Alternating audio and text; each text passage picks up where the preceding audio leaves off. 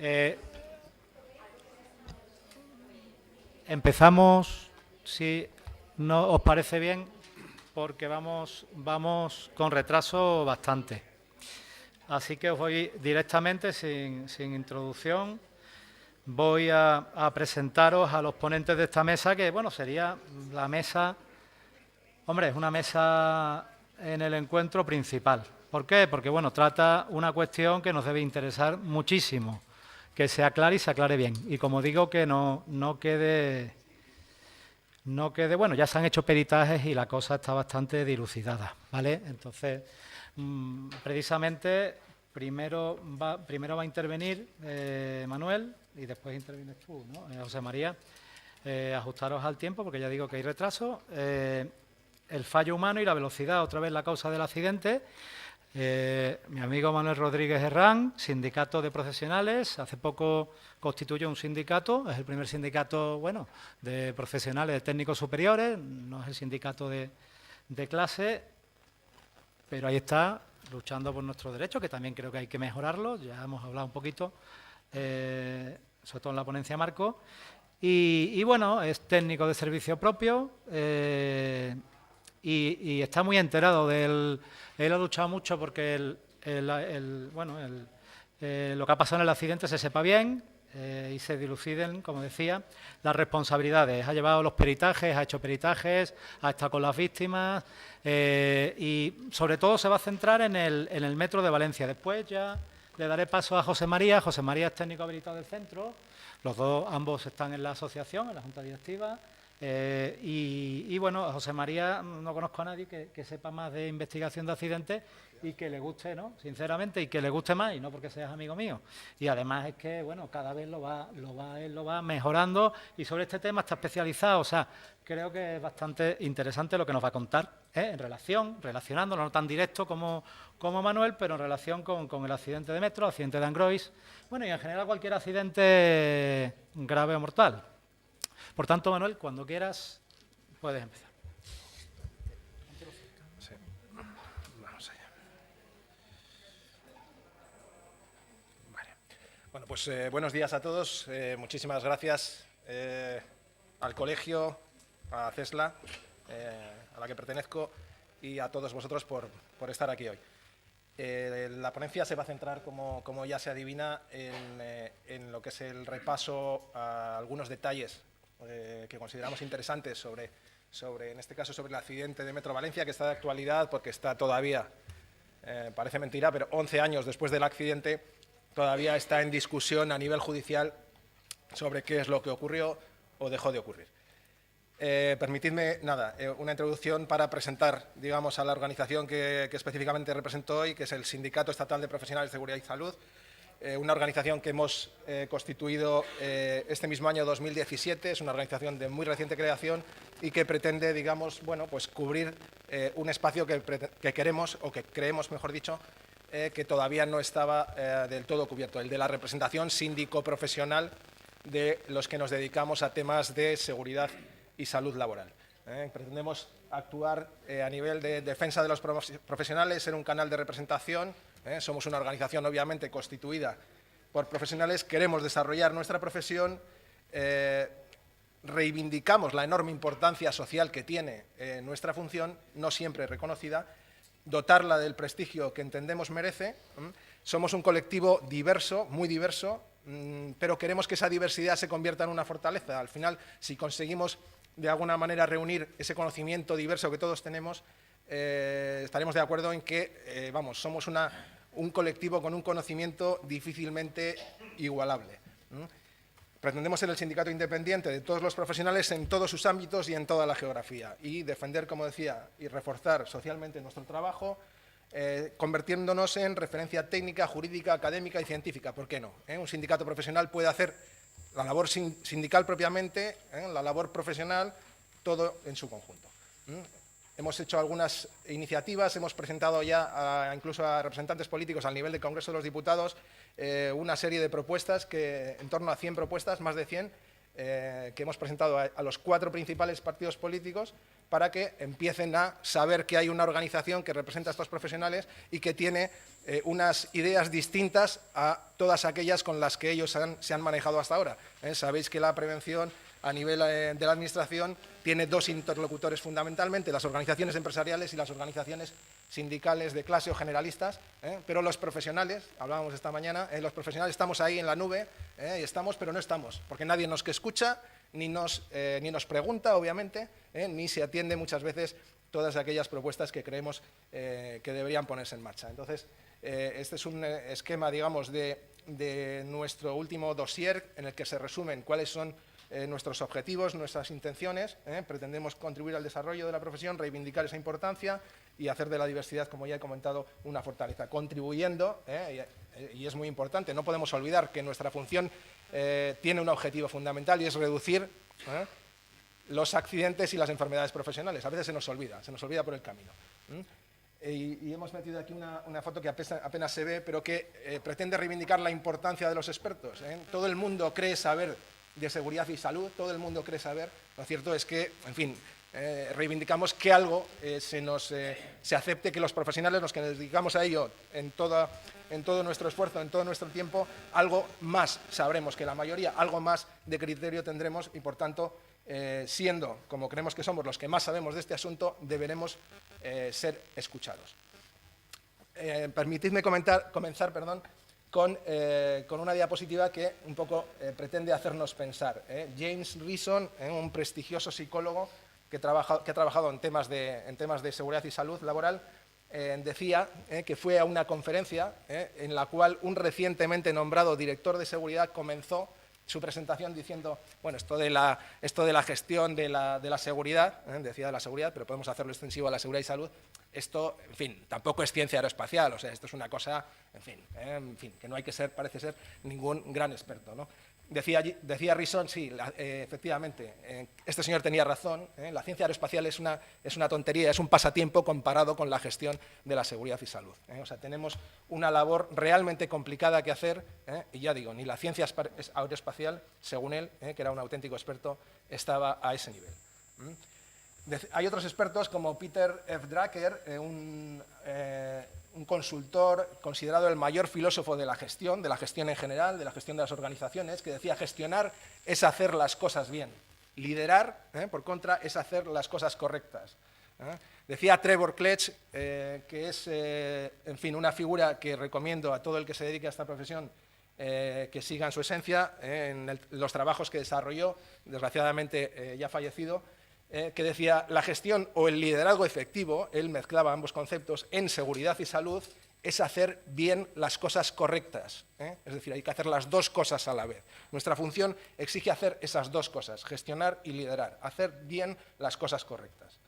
Podemos concluir, por tanto, si seguís este diagrama que hay en la pantalla, que la gestión y el liderazgo en seguridad proporciona a las organizaciones la más alta excelencia operacional y, por tanto, el mayor valor de negocio.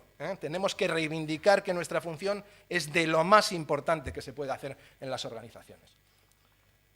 Permitidme haceros un par de preguntas. ¿Cuántos de vosotros sois profesionales de la seguridad y salud? ¿Estáis aprendiendo o os dedicáis ya a temas de seguridad y salud? ¿Os importa levantar la mano, por favor?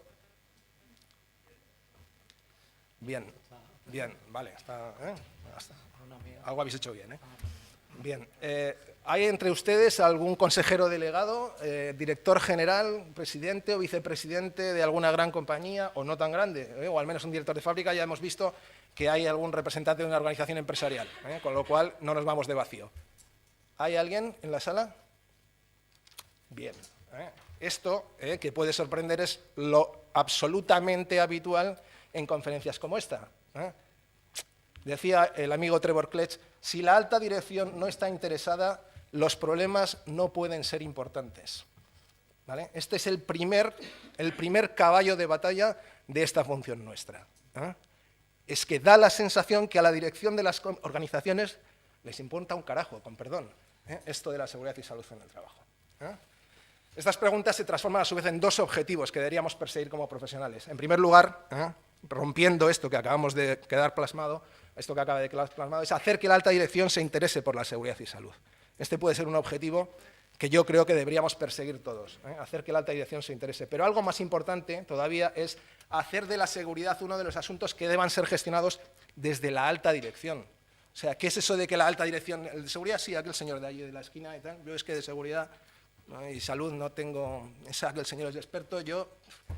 O sea, este lavarse las manos es realmente la primera causa de que la prevención de riesgos laborales, la seguridad y salud laboral, la llame cada cual como quiera, esté en la situación que está en este país. Las direcciones de las organizaciones no quieren saber.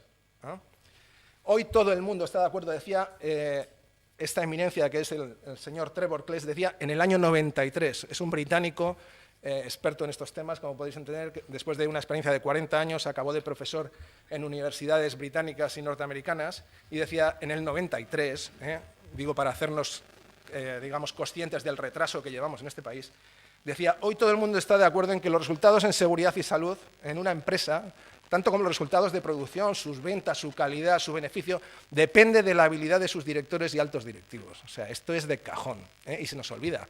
Esto es de cajón y se nos olvida. O sea, los resultados no son, ya digo, no son función de lo que haga el técnico de prevención, no son resultado de lo que haga el profesional, ni lo que haga el servicio de prevención, lo que haga la mutua y la madre del cordero. Es responsabilidad y es función directa de la importancia que se le conceda desde la dirección de las organizaciones, ni más ni menos. ¿Vale? Y sirva ese preámbulo un poco para marcar de alguna manera cuál es nuestra visión sobre esta historia. Me voy a centrar ya en lo que era el objeto de la presentación, que es repasar un poquito el tema del fallo humano, la velocidad, lo ocurrido en el metro de Valencia y, por añadidura, hablaremos también un poquito de lo ocurrido en el accidente de Angrois. Decía Trevor Kless, como digo, al que me van a oír repetir, digamos, en muchas ocasiones, decía, las personas que realizan una tarea rutinaria cometerán errores ocasionales, incluso aunque estén bien formados, aunque les formemos perfectamente, aunque estén motivados, aunque sean física y mentalmente capaces, cometerán errores. Lo cometerán. Una vez que nos demos cuenta de esto, decía, y si los errores ocasionales no pueden ser aceptados, entenderán que en un accidente de ferrocarril, en fin, parece difícil de aceptar que un error tenga que tener como consecuencia 40 muertos, 44 en el caso del accidente de Valencia, 81 en el caso del accidente de Angrois. Si no podemos aceptar eso, entonces el problema pasa a ser una de dos, o eliminamos o reducimos las posibilidades de que ese error ocurra. ¿Vale? Decía él también, era ingeniero químico, trabajó en temas petroquímicos toda su vida, pero le encantaba, no sé por qué razón, le encantaba todo relacionado con el ferrocarril. Y decía, aquellos interesados en la seguridad industrial encontrarán en el estudio de accidentes de ferrocarril una buena manera de incrementar su conocimiento en prevención de accidentes. Yo de verdad que lo creo así. Hablando ya de accidentes de ferrocarril en concreto, en los últimos 12 años hemos tenido en España dos gravísimos accidentes. El primero, el de Metro de Valencia, en el año 2006, y el de Angrois en el año 2013. Curiosamente, o no tan curiosamente, ambos responden a una misma casuística, exceso de velocidad en una curva. Resulta llamativo también que inicialmente ambos accidentes fueron calificados como sendos fallos humanos. El término fallo humano es un término peligroso, error humano, fallo humano es un término peligroso en el sentido que lo que hace es desmotivar para buscar qué hay realmente detrás de ese error humano o fallo humano. Se centra en focalizar en los maquinistas el error cometido y parece que nada más se puede hacer que decirle al maquinista, oye, joder, ten un poco más de cuidado, ¿no? O sea, ya está, y no hay nada más que hacer. Esa es una simplificación, entenderán que interesada, pero que obviamente no responde a la realidad. Ambos pronunciamientos, el de que sean simplemente fallos humanos, es obvio que son erróneos. Decía el amigo Trevor Kless, un accidente de ferrocarril muestra muy claramente cómo concentrarse en la causa inmediata de un accidente y culpar a la persona implicada, a quien comete el error en definitiva, puede distraer la atención de cuáles son realmente las causas que han motivado la ocurrencia de ese accidente, las causas subyacentes, llamémoslas básicas, causas raíz, y de las responsabilidades que hay detrás. Él decía específicamente de la alta dirección. Describiendo el accidente en cuestión, el 3 de julio, a la 1:02 aproximadamente, una unidad que circulaba entre las estaciones de Plaza de España y la estación de Jesús sufre un vuelco cuando le faltaban 200 metros para llegar a la última de ellas. La distancia entre estaciones es importante, era de 815 metros entre ambas. ¿vale? Había, también es importante comentarlo, había un perfil descendente en el sentido que circulaba el ferrocarril, ¿eh? O sea, había una pendiente descendente que favorecía, en este caso, que la velocidad fuese algo mayor. O sea, hay que decirlo claro desde el inicio, el sistema de balizamiento que había en la línea no protegía frente a ese exceso de velocidad en la curva, es obvio, ¿eh? Por eso ocurrió el accidente. Pero había un sistema de balizamiento.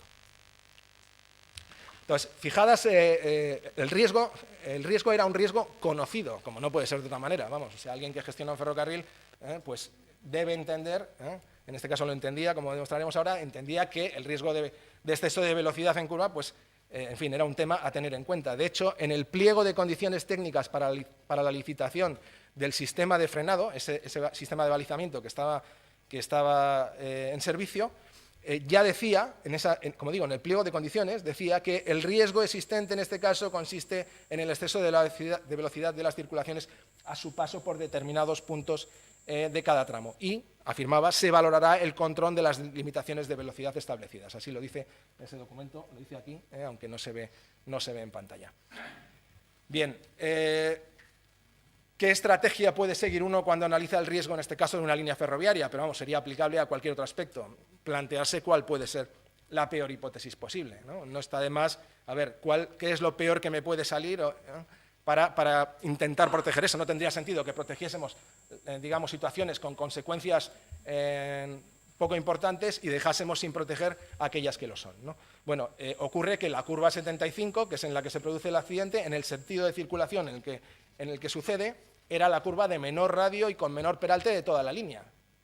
O sea, tenían protegidas algunas zonas, pero la curva más peligrosa, por decirlo directamente, estaba sin proteger. Bueno, pues, en fin, era, como dice ahí, la más peligrosa. Esto se puede comprobar en un listado que se facilitó al juzgado. Otra frase que creo que es bueno que todos de alguna manera asumiéramos: el trabajo de los que diseñan los sistemas y de los que nos dedicamos a la seguridad, no se trata de echar balones fuera, también es parte de nuestra función, es cambiar las situaciones de trabajo para que la gente no cometa errores. Si aceptamos, y es obvio que todos podemos cometerlos, pues nuestro trabajo, insisto, el trabajo del que diseña el sistema y el trabajo del que se ocupa de la seguridad es precisamente tratar de evitar que esos fallos tengan consecuencias importantes. Bien, pues la curva 75 en el sentido de circulación en el momento del accidente era la única de todo el trazado soterrado en la que podían darse velocidades elevadas que pusieran en peligro la estabilidad de las unidades. Era la única y estaba sin proteger. Dice ahí, hay otras curvas en el trazado, pero esas curvas o estaban muy cercanas a estaciones, en la salida de los trenes, con lo cual la velocidad, partiendo de velocidad cero, no podía ser alta en ningún caso, o estaban ya dentro de los tramos protegidos. El balizamiento existente sí que protegía, sí que garantizaba que a la entrada de las estaciones se cumpliesen el límite fijado, que era de 40 km por hora. ¿Vale? Eso sí que se garantizaba, pero fuera de ese ámbito no había esa protección. Como ya he comentado, había en ese tramo, en el tramo del accidente, un perfil descendente que justificaba ese mayor incremento de la velocidad. Entonces, cosas que hemos visto a la hora de analizar el caso. Bueno, pues parece obvio que las medidas de seguridad deben ir en consonancia con los límites fijados en normas. Ocurría en este caso que en el tramo que circula entre ambas estaciones, entre Plaza de España y Estación de Jesús, en el que se encuentra la curva del accidente, el límite de velocidad era de 60 km por hora. Sin embargo, las balizas que protegían ese tramo tenían como límite 80 km por hora. Y dices, bueno, ¿y cómo es posible? Bueno, pues 80 km por hora era el límite general de la línea, pero tenía, digamos, excepciones particulares dentro del conjunto de la línea en el que la velocidad era algo más reducida, el límite de velocidad. Bueno, no se tuvo en cuenta a la hora de programar las balizas. Estos parámetros, también curioso, eran susceptibles de modificación. En los contratos que hemos revisado se decía que incluso la reprogramación no tendría ningún coste adicional, ¿no? Y que se reprogramarían las balizas que fuesen necesarias. Bueno, o sea, queda claro que nada impedía esa reprogramación, así lo han reconocido incluso algunos peritos que se han personado en el procedimiento judicial, y encima es que no tenía ningún coste. Hay otra situación también curiosa, y es que, claro, cuando hablamos de un error humano conviene analizar qué es lo que rodea la actuación, en este caso, de la persona que ha cometido el error. Se da el caso, como digo, que existía un sistema de protección entre estaciones que hacía que los trenes, en el peor de los casos, siguieran ese perfil de velocidades. Es decir, cuando los trenes se acercaban a la estación de destino, en un tramo entre dos estaciones, ya el sistema protegía para que esa velocidad disminuyese, incluso en caso de que el maquinista se despistase. Y esto ocurría así, ya digo, entre todas las estaciones, salvo, curiosamente, justo en el tramo entre las dos estaciones en que se produce el accidente. ¿Por qué? Porque el sistema funciona solamente hasta un máximo de 500 metros. No sé si recuerdan que les he dicho al comienzo que la distancia entre ambas estaciones, en este caso, era en torno a los 815 metros. ¿De acuerdo? Entonces, no podía funcionar este sistema, se tuvo que instalar una baliza intermedia, pero hay que, insisto, poniéndose de nuevo en la situación personal del maquinista, hay que entender que venía de un hábito en que las estaciones precedentes el sistema protegía frente a un descuido como el que tuvo. O sea, estaba protegido. Entonces tú sabes y conoces que el sistema te protege, pero ¿sabía que no le protegía en el lugar en el que ocurrió el accidente? O sea, son temas también que deben ser considerados. Bien, ahí pueden ver, digamos, el esquema de incremento de velocidad y reducción de la misma entre las estaciones. Es justo el trayecto, en el que se produce el accidente. Así ven al final del gráfico en el que se produce, digamos, un incremento de la velocidad superior al habitual. Comprueben que la velocidad máxima en el tramo estaba fijada en 60 km por hora y se supera sistemáticamente entre todas las estaciones, con una excepción solamente. En el resto, perdón, con dos excepciones. Pero hemos comprobado en registros precedentes que esto era lo habitual, la velocidad máxima se superaba. Claro, el límite que fijaba el sistema para reducir automáticamente la velocidad estaba fijado, no sabemos si por error, en 80 km por hora y no en 60. Pasan 11 segundos desde el paso del anuncio de velocidad limitada, o sea, en los trenes, para los que no lo conozcan, cuando hay una reducción de velocidad próxima, previamente, unos metros antes, hay un aviso que te avisa a priori de que te vas a encontrar con una reducción de velocidad. Pasan 11 segundos desde encontrarse con el aviso de que va a tener que reducir la velocidad hasta que frena, por decirlo así, frena tarde ya. Dice Trevor Kletch, y es también una frase muy gráfica, en los primeros tiempos de ferrocarril y hoy también hay métodos de trabajo que depositan demasiada confianza en las personas. Es inevitable que alguien olvide hacer algo que deberá hacer muchas veces de la misma manera cuando es importante que lo haga en un preciso momento. O sea, yo sí, sé que tengo que hacerlo, pero es que lo tengo que hacer en un momento concreto. Y si en ese momento algo me distrae, algo me despista, o incluso sufro algún percance. Había un sistema de hombre muerto que no se activó, con lo cual no es el caso. Hemos hecho un análisis espacio-tiempo de la evolución del tren entre ambas estaciones, haciéndolo muy al detalle y centrándonos en la parte superior del gráfico, que es donde ya, digamos, se produce el frenado y el posterior accidente. Como les decía, ocurren 11 segundos, pasan 11 segundos desde la señal hasta que se actúa. Esos 11 segundos que pueden parecer muchos, sin embargo, cambia la perspectiva si nos damos cuenta que la reacción del maquinista ocurre solo un segundo después de ver la señal de reducción de velocidad. Insisto, que se ve antes de acercarse a la curva una señal de aviso que te advierte que en una serie de metros vas a tener que reducir esa velocidad y luego ya te encuentras con la señal de prohibición. Bien, él frena un segundo después solamente de ver la señal de prohibición. ¿Qué ocurrió? A nuestro entender, simplemente no vio la señal previa.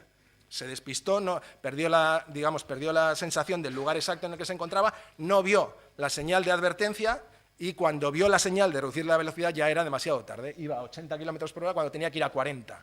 ¿De acuerdo? Entonces, ¿cuál es el delito del maquinista? No haber visto una señal. ¿A alguno os ha pasado alguna vez, conduciendo en el coche, alguna señal la habéis dejado de ver? En fin, esto es un error que nos pasa al 100% de las personas. Al 100% de las personas. Entonces, claro, decir que esto es simplemente un error humano y el accidente tiene es debido a este factor, en fin, es quedarse no en la superficie, es quedarse mucho más por encima. O sea, no estamos entrando realmente en lo que sucedió. Entonces, ¿qué hacer frente al error humano? Las personas adecuadamente formadas, como hemos dicho, motivadas, capaces, etcétera, cometemos fallos. Eso tenemos que aceptarlo. diciendo que tengamos más cuidado, que es lo clásico, yo no sé si se lo ha pasado a ustedes, pero cuando uno investiga un accidente en el que se produce una lesión por un fallo, o sea, yo estoy harto de ver en los informes de investigación de accidentes, se tiene reunión con el trabajador y se le alecciona para que tenga más cuidado y preste más atención. Ya, bien. ¿Hemos hecho algo? No hemos hecho nada. Eso no sirve. O sea, tenemos... A ver, si entendemos que las consecuencias del accidente no son aceptables, tenemos que hacer mucho más. Tenemos que hacer mucho más. Otra opción es aceptar que el accidente ocurra. Pero claro, cuando ocurre, luego hay que ser valiente y decir, no, es que considerábamos que era aceptable que ese accidente ocurriese. Como no es el caso, han fallecido 44 personas, es obvio que había que hacer algo más. Entonces, todos cometemos errores a lo largo de nuestra jornada laboral. Dicen que las 8 horas son un periodo fantástico para cometer errores, ¿de acuerdo? Entonces, lo importante es saber con qué frecuencia podemos esperar que una persona normal cometa un error. ¿Con qué frecuencia? Y eso hay que evaluarlo, y rara vez entramos en ese nivel de detalle, rara vez. Entonces, una vez evaluado esa probabilidad, lo que hay que hacer es decidir, o modifico la situación de trabajo o acepto el error, pero lo acepto con todas las consecuencias, claro está. Obviamente, lo que ya les he adelantado, si las consecuencias son graves, nadie se atreverá a decir que el error es aceptable. Entonces, ¿qué se puede hacer para estimar el error humano? Pues bueno, tampoco se trata aquí de hacer un estudio estadístico monstruoso, ni unas fórmulas matemáticas estupendas. No, o sea, hay criterios que nos pueden servir. Hay trabajos muy breves. ¿Cuánto? 9. Vale. Insisto, hay trabajos en los que nos podemos guiar, y ya digo que en fin, nos pueden dar una orientación, al menos para tener una idea, digamos, de qué estamos hablando. Hay métodos, el propio Trevor Kless sugería uno, hay otro también muy interesante, el de Ablett del año 69, en el que dice que, esto quizás sería, yo creo, el más aplicable para este caso, en situaciones de vigilancia, uno está manejando algún equipo en situaciones de vigilancia, dice, la probabilidad de error humano depende del tiempo de respuesta permitido. Es decir, si yo tengo que actuar en este momento, pero no pasa nada si actúo 3 segundos después, tengo 3 segundos de margen para actuar. No es lo mismo si tengo 15 segundos.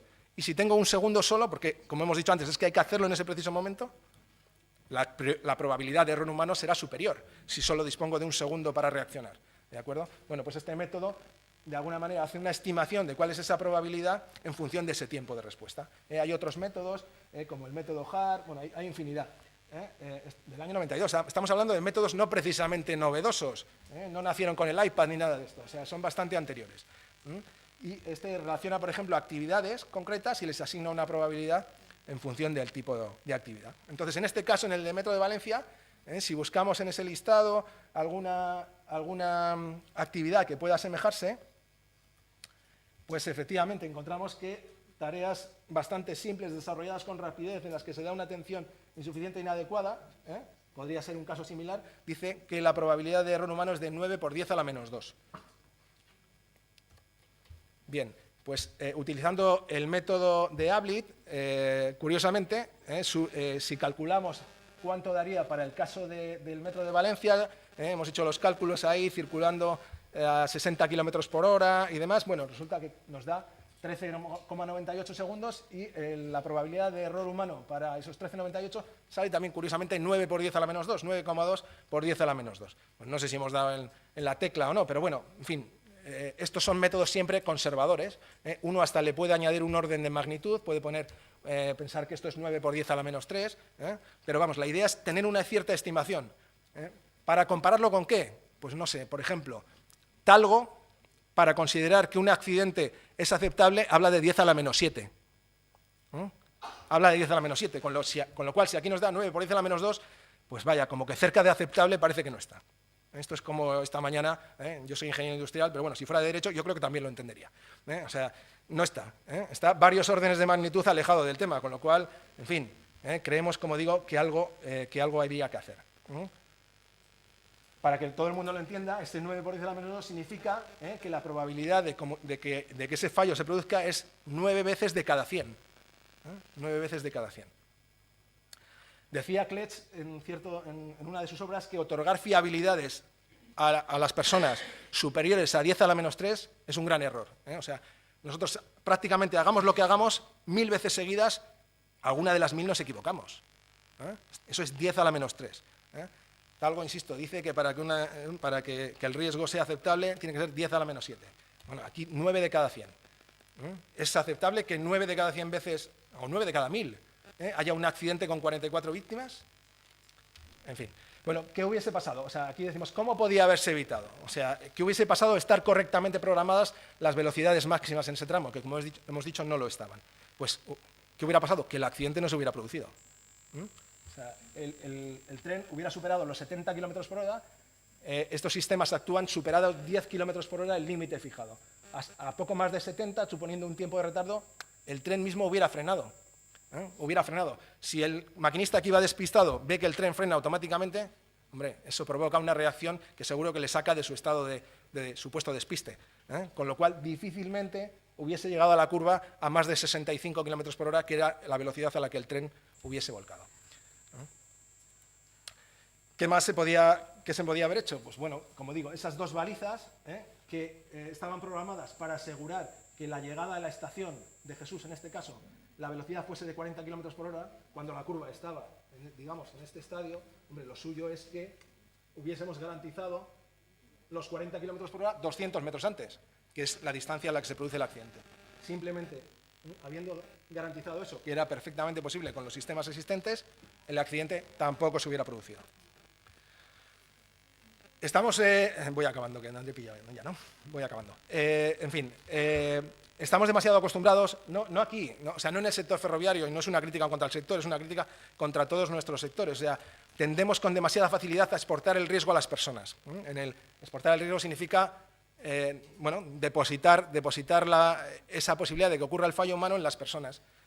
En el sector ferroviario se le llama exportación del riesgo. Pero ¿qué ocurre? Tenemos que tener en cuenta que la posibilidad de que ese error se cometa existe. Entonces, hay que ver cuál es esa probabilidad, la probabilidad de que eso suceda y cuáles son sus consecuencias. La seguridad en unidades ferroviarias que circulaban por ese tramo, frente al riesgo de velocidad en una curva limitada a 40 km por hora, la única medida de seguridad era eso, era el aviso previo, que probablemente le pitase algo en la cabina al maquinista, y una señal de prohibición, o sea, los avisos sonoros y las señales visuales, las señales de tráfico en este caso. ¿De acuerdo? ¿Es suficiente eso, sabiendo que si un tren circula a más de 65 km por hora en una curva va a volcar, con lo que eso puede suponer? ¿Esas son medidas de seguridad suficientes? Bueno, ese es el trabajo que tenemos que hacer desde seguridad y promover que se haga desde las funciones de seguridad. O sea, estos errores se pueden esperar, o sea, pueden cometerse esos errores, por tanto, tendrán como resultado, accidentes de tren ocasionales, a menos que las operaciones sean permanentemente monitorizadas por la presencia de un sistema de seguridad. Esto decía Trevor Kletch en el año 76, analizando un accidente de tren. Y esto lo decía en el año 76. Decía que los errores en los maquinistas pueden esperarse, por lo tanto, hay que tomar medidas para que eso no suceda. Algunos básicos, y con esto acabo, los accidentes siempre son la conjunción de varias causas. O sea, no podemos aceptar que se nos diga, y menos como profesionales, que la causa de un accidente de este pelaje es que alguien cometió un error humano y ese error humano supuso un exceso de velocidad. O sea, hay que averiguar más, hay que ver qué pasó, hay que ver cuáles eran las causas subyacentes y recordar aquí la obligación legal que existe por el artículo 15.4 de la Ley de Prevención, que obliga, como digo, a prever las distracciones e imprudencias no temerarias que pueda cometer el trabajador. O sea, no podemos decir es que se ha equivocado y, claro, es que contra eso nada se puede hacer. Claro que se puede hacer. Hemos visto que se puede hacer. La ausencia de seguridad en ocasiones es una trampa. Imagínense, ¿alguien aceptaría circular por un trazado como ese en el que el desvío hacia la vía roja dependiese de la acción manual de una persona? ¿Alguien aceptaría? ¿Alguien se subiría a ese tren? Yo ya les digo que no. Sobre todo si tiene que pasar varias veces por ahí, que es lo que ocurre, ¿no? O sea, imagínense la curva no protegida, pasan varias unidades por ahí, al cabo del día, mañana otros tantos, al día siguiente otros tantos. ¿A alguien le sorprende que al final, tarde o temprano, ocurran estas cosas? Yo insisto, yo no me subiría en un tren en el que el desvío frente al precipicio y al vacío dependiese de que alguien toque el botón adecuado en un momento determinado. Yo no me subo. Bueno, pues eso es lo que ocurría en esta línea y probablemente en muchas que utilizamos a diario y no sabemos. Con lo cual, ya te digo, es también una invitación a la reflexión. No aprender de los accidentes nos condena a que estos se repitan una y otra vez. O sea, no aprendimos en el 2006 cuando ocurrió el accidente de Metro de Valencia. ¿Y qué pasó 7 años después en Angrois? Pues prácticamente más de lo mismo. Prácticamente más de lo mismo. O sea, un tren tenía que reducir la velocidad de 200 a 80 kilómetros por hora y tenía que hacerlo el maquinista y tenía que hacerlo en un momento dado. Tenían como referencia una casa con piscina que había en un determinado punto kilométrico, porque ni siquiera había una señal que lo indicase. O sea, en fin, tenemos que ser conscientes de estas cosas. Voy terminando. En fin, les dejo para... esta es ya la diapositiva de conclusiones. O sea, insisto, todos cometemos nuevas frases de Trevor Kletch, en este caso, respecto a un accidente ocurrido en el año 89 en las cercanías de Londres. Todos cometemos deslices, todos sufrimos lapsus de atención de vez en cuando. Son inherentes a la naturaleza humana y no pueden ser evitados. No se pueden evitar. Los errores no se pueden evitar. Lo que sí podemos hacer es limitar las consecuencias de esos errores. Entonces, es inútil decir a la gente que tenga más cuidado. No sirve para nada, porque como no son errores que se cometen de manera voluntaria, podemos sancionarles incluso. Pero es que la sanción no actúa frente a una acción involuntaria. O sea, dejaremos de hacer aquello que hacemos voluntariamente, pero frente a una acción involuntaria, imposible. Entonces, insisto, hay que actuar y hacer menos probables, menos posibles esos errores. En el caso de Valencia, como digo ahí, no existía este sistema, eso es obvio. No existía ese sistema que protegiese frente a esos posibles errores. Entonces, como aquí a la derecha para terminar, o sea, lo que hay que hacer es o cambiar la situación de trabajo o aceptar los errores ocasionales. Pero insisto, aceptar los errores, en fin, tiene una serie de consecuencias. Decía Kletch en el año 93, respecto a este mismo accidente, la responsabilidad del accidente reside en aquellos que fallaron a la hora de proporcionar el equipamiento que podría haber evitado el accidente y no en la persona en la parte más baja del montón. O sea, creo que si copiamos lo dicho en el 93, lo trasladamos al 2006 en Valencia y al 2013 en Santiago de Compostela, habremos dado en la clave. ¿Vale? Sin más, muchísimas gracias de verdad por la atención. Un placer.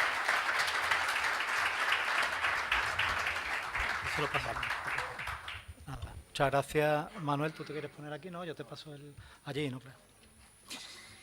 Muchas gracias. Y decir eso, de la investigación hay que pasar las cosas a la empresa. Es muy bonito hacer investigación de accidentes, el peritaje judicial es importantísimo, eso es algo que nosotros recalcamos mucho, pero hay que pasarlo a la empresa, Así que José María nos va a hablar de algo más general, no solo el accidente de Angrois. Él es técnico habilitado, se patea a muchas empresas y nos va a hablar de cosas muy concretas sobre investigación de accidentes. Centrar, y ahora te paso centrar un poquito, claro, esto resume un poquito para que centréis la atención en que, como decía Manuel, hay una situación que no está controlada, son los procesos críticos, lo que hay que controlar, y después está el elemento subjetivo. Todos somos personas, todos somos humanos. Ahí la formación, la cualificación puede incidir algo, pero la tecnología, los procedimientos y la cultura general en la empresa van a determinar que no le echemos la culpa, yo lo voy a decir así de claro, al pobrecito del final de la cadena, ¿no? Que resumiendo de una manera muy básica, porque lo ha explicado todo muy a nivel técnico, es eso, ¿no? Lo que estaba diciendo Manuel. Así que nada, para no perder más tiempo, que vamos muy retrasados. José María, perdón, la chuleta. Mi chuleta. Eso es. Bien, buenas tardes ya. Para mí todo un placer y también dirigirme a ustedes, sobre todo también una responsabilidad viendo la categoría de los ponentes y la profusión de datos que manejan y todo el conocimiento que yo voy a tratar de contarles, aunque sea brevemente, solo conceptos teóricos muy sencillos y que nacen a raíz de lo que eso que sorprende a los europeos tanto, que en la frase que les pongo ahí relaciona con el error y los accidentes. Nuestros colegas europeos quedaron muy sorprendidos, le llama poderosamente la atención que lo resumen así, que la Agencia Ferroviaria Europea había dictaminado que se identificó el riesgo de Angrois, pero, y esto es lo que les sorprende, que el gestor de infraestructura no lo gestionó, eso es lo que les sorprende, sino que en vez de gestionarlo ni actuó sobre él, sino que fue exportado al maquinista. Le voy a tratar ahora qué es eso de la exportación del riesgo, qué es eso de por qué no se gestiona el riesgo con tres conceptos muy sencillos, muy básicos, y también vamos a decir, porque los europeos también se sorprendían grandemente, que decían también relacionado con esto, que se había focalizado básicamente sobre el error humano y se habían olvidado las causas raíces, las causas profundas, las fotos que ya comentaba Manuel un poco de ahí. Bien, entonces los conceptos son muy sencillos y están los tres implícitos en los dos accidentes, creo, por lo menos a mi modo de ver, en el accidente tanto como de Valencia como en el de Tangroy, y son muy simples.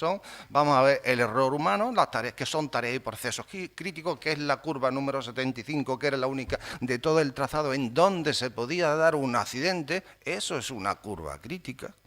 ¿Sí? Vamos a hacer con el concepto crítico, ¿qué es la jerarquía de medidas preventivas? ¿Qué es la jerarquía? ¿Por qué lo último que hay que poner en una jerarquía de medidas que está normalizada y está jurídicamente en el resto de nuestros países, en nuestro entorno? Porque lo último que se da es eso que llamamos de la información, la formación, toda esta zarandaja, que bueno, que tiene su interés, frente a las medidas tecnológicas, las medidas de control del riesgo, las medidas de eliminación del riesgo, y bueno, el error humano, también vamos a ver qué es eso y cómo, esto sí, como efecto indeseado, la exportación del riesgo a un tercero. Bien, esta es la idea. Bien, el error humano no es una cosa desconocida o que no sepamos, o que pusiera, por ejemplo, Renfe, que lo hacía hace ya antes de finalizando el siglo pasado, no hace tanto tiempo, en un congreso de accidentología, pues Renfe ponía un esquema del modelo de error humano de Rison, que creo que también lo ha citado Manuel, que es conocido, pero que este modelo de error humano y los estos forman parte del acervo técnico de nuestros colegas en toda Europa desde hace muchos, muchos años.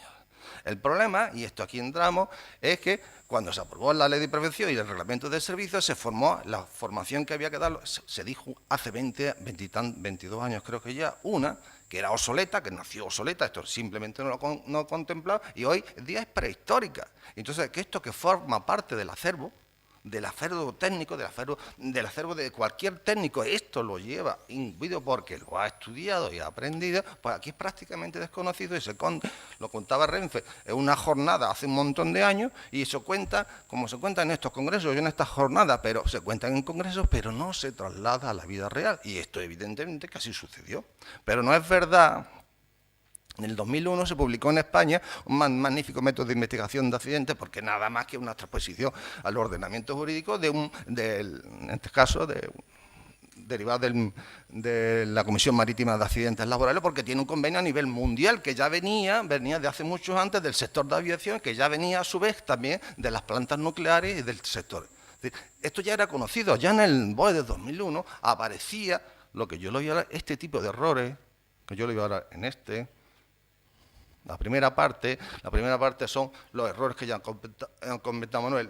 El error, por definición, es involuntario. Nadie quiere perder las llaves, ¿no? Seguro que ustedes han perdido las llaves. Nadie se quiere equivocar. Sin embargo, hay otro tipo de errores que también no es objeto de esta ponencia, le hemos hablado en otros casos, que son las infracciones necesarias, y en particular las necesarias. Es decir, cuando el trabajador tiene que infringir, hemos hecho algunas jornadas aquí sobre ese tema, la normalización de la desviación, cuando el trabajador infringe conscientemente una norma que está establecida porque es necesario. No sé si lo ven aquí. No es la pata que nosotros vamos a mirar hoy, porque eso costaría, o si al final es posible, trataré de ponerle un ejemplo de exportación de riesgo en el sector de construcción. No vaya a pensar ustedes que esto ocurre solo en trenes o en barcos, sino en construcción y en la industria extraordinariamente común, ¿vale?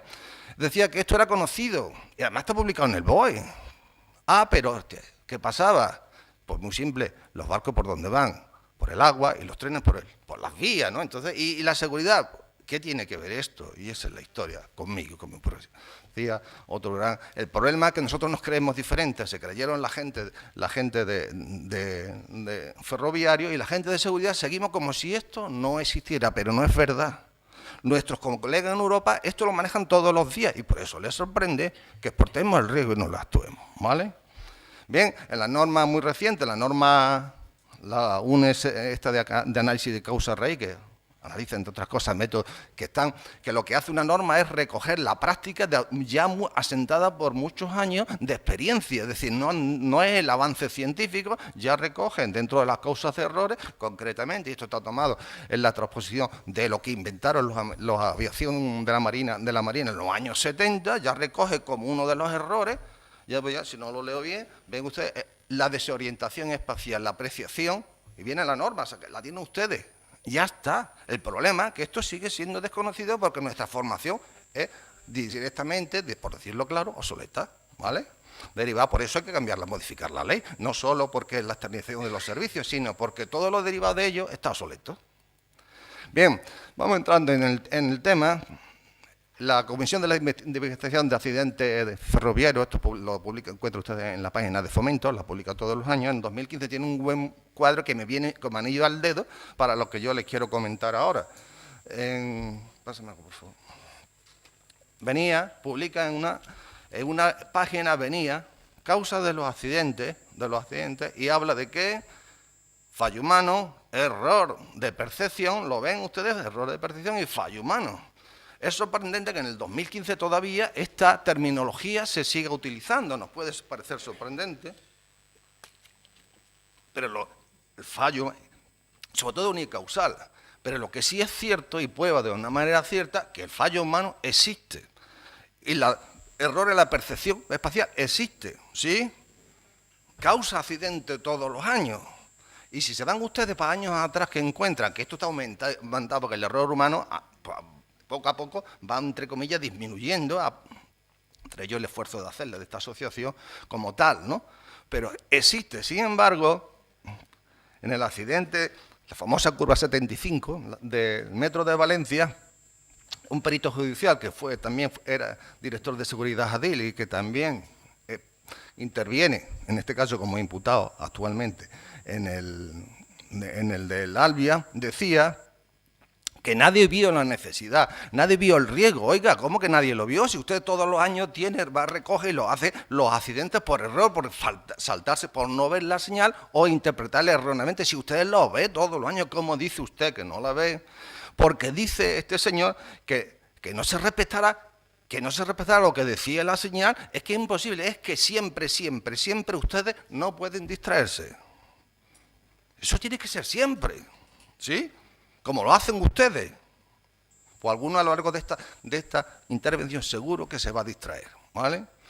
Bien, eso es lo que decía. Oiga, pero ¿no está viendo usted que se matan todos los años y por accidentes? Pues nada, empeñado en mantenerla y no enmendarla y no enterarse, 6 años después en el accidente, o 7 años en el accidente de Angroy, también en otra curva que también era justamente de las únicas que si entrabas matabas necesariamente, curva crítica, cometido una vez el error, no hay posibilidad de recuperación.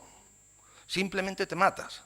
Bien, decía este caballero que no hace falta prever un fallo humano en la curva de Angroy. Oiga, si lo lleva usted, si es que históricamente usted lo tiene reflejado en tablas de donde hace un montón de años. ¿Cómo niega usted la realidad? Si usted lo está diciendo, que es el fallo, lo ve como lo pone usted. Bien. Pues así fue, no aprendimos en Metro de Valencia y en Angroy pues, sucedió lo que tenía que ser. Y además decía, oiga, es que este riesgo no estaba identificado. ¿Cómo que no estaba identificado? Vamos, el vuelco en una curva es lo más tonto del mundo entero. Esto, los de primero ya lo sabe, que como entra una velocidad por encima de un cierto valor, vas a volcar sí o sí. Bien, dice que no estaba identificado y no hacía falta hacer evaluaciones de puntos determinados, porque como saben ustedes, y eso sí tenemos nosotros práctica, las evaluaciones como son siempre, genéricas, sí o sí, ¿verdad?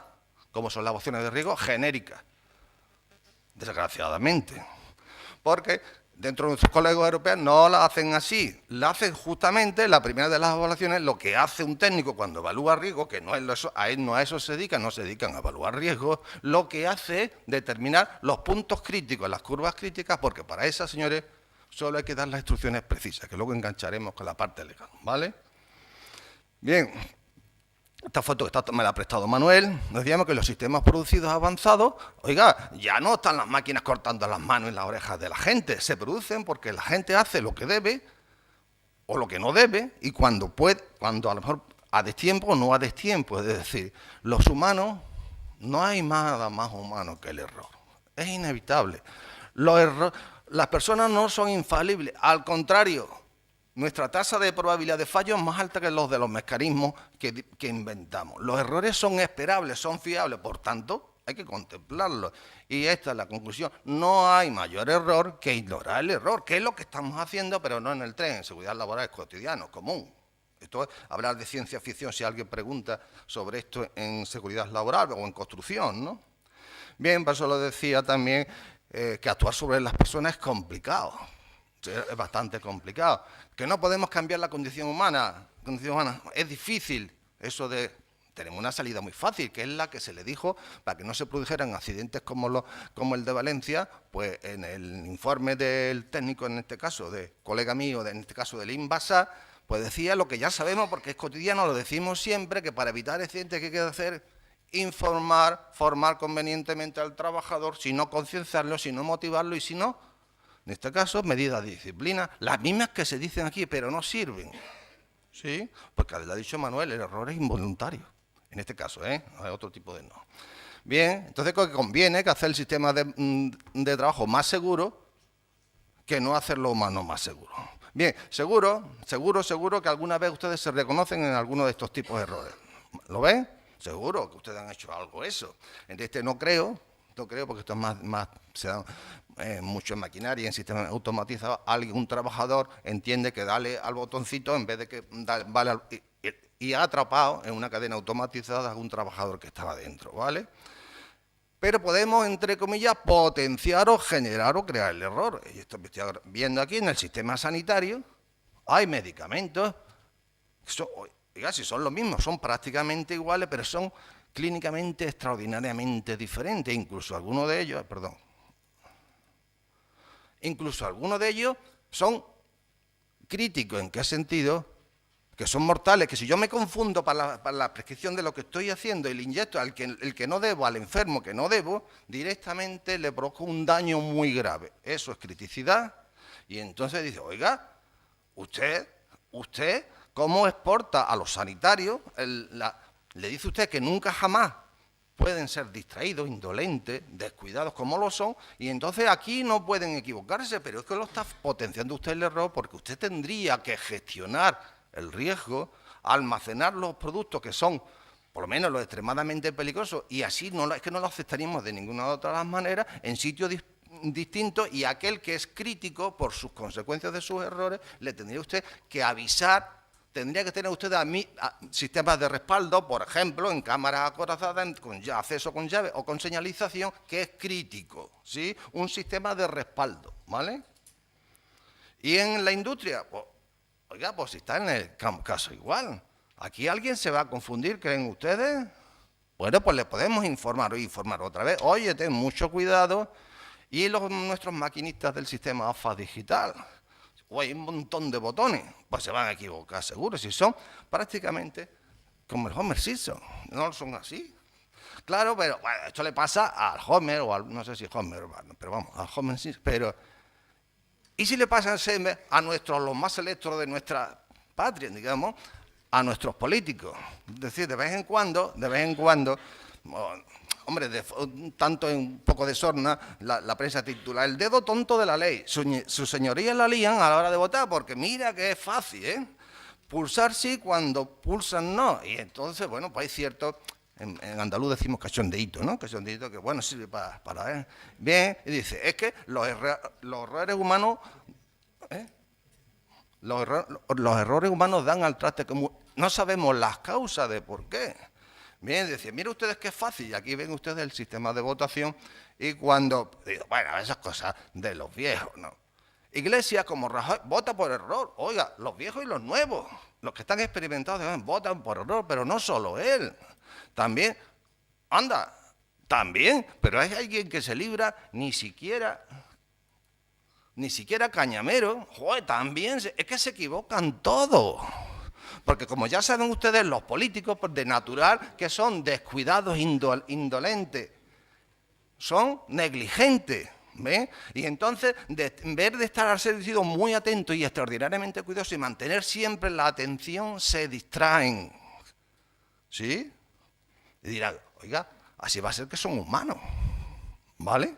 Es decir, que alguno puede haberlo. Y entonces, ¿qué les recomendaríamos? Pues siempre lo mismo. Oiga, usted no se entera que esto es muy simple. Y cuando el botón es verde y rojo es rojo, sí o sí. Entonces usted, porque se equivoca, entonces hay que volverle, informarle, formarle, y todo eso. Y si no disciplinarle, ¿y para qué sirve? Para absolutamente para nada. Dirán ustedes, pues entonces, si estos señores se equivocan, lo que hay que hacer es cambiarlo por otro. Pero la experiencia dice que se han sido manteniendo toda la vida. Sí, ¿no? No vale cambiar todo. Y dirán ustedes, mira, ustedes sí que piensan que no sea completamente cierto que nuestros políticos sean los más descuidados y los más, entre comillas, indolentes del mundo, pero tampoco sea cierto que nuestros trabajadores ni son los más descuidados ni los más indolentes y probablemente, particularmente, los maquinistas tampoco. ¿Bien? Sabemos cómo potenciar el error. Los nuevos es que llegan y la lían, es que la votan, porque eso de informar y formar, recuerden que no se hace en ningún lado del mundo, que transcribimos mal la normativa, lo que se habla de adiestramiento, que significa que está adiestrado. Adiestramiento es una forma de evitar el error humano, de adiestramiento.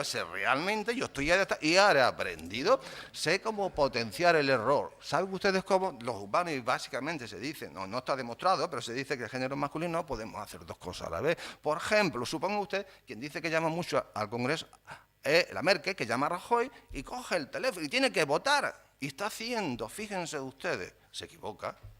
Justamente lo que estaba haciendo el maquinista, pero no estaba hablando con él, estaba trabajando, estaba haciendo su tarea. Pero hay una reducción, sabemos, sí. Dicen los diputados, oiga, cuando tenemos que votar presupuesto, cuando tenemos que votar presupuesto, que tenemos que hacer muchas votaciones en muy poco tiempo, tengo que hacer mucha producción en un tiempo muy limitado, ya lo ha dicho Manuel, la tasa de error se dispara. Es que se me va el dedo para el lado contrario, ¿sí?